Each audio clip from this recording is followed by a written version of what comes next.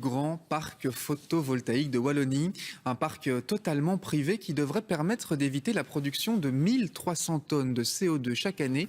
La visite guidée est, elle, signée Hugues Anco. 13 000 panneaux solaires sur un champ de 5 hectares. Nous voilà face au plus grand site de production d'énergie photovoltaïque de Wallonie. Le site est 100% privé, preuve de l'efficacité et de la rentabilité du modèle. C'est un partenariat entre Intégral, société d'assurance liégeoise, et Carmeuse. Donc Carmeuse va mettre à disposition le site et achète l'ensemble de la production générée par les panneaux. Et Intégral va financer l'ensemble du projet. C'est un projet qui est financé sur 20 ans.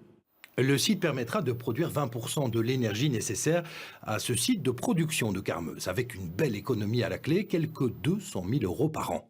Mais le site a aussi d'autres atouts. C'est une réelle plus-value pour l'environnement, avec par exemple 1300 tonnes de CO2 en moins par an.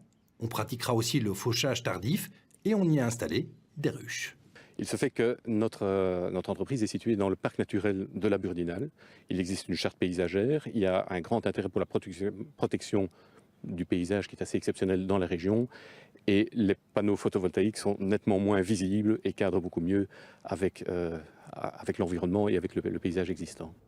D'ailleurs, ici, pas de réticence des riverains pour l'installation de ce parc, preuve d'un modèle d'avenir, à entendre le ministre wallon de l'énergie. Quand vous savez parfois ce que les éoliennes génèrent comme tension à l'égard de certaines personnes, il faut se poser les bonnes questions. Est-ce que parfois on n'est pas mieux d'investir plus dans le photovoltaïque que dans l'éolien, ou vice-versa, en fonction de l'endroit?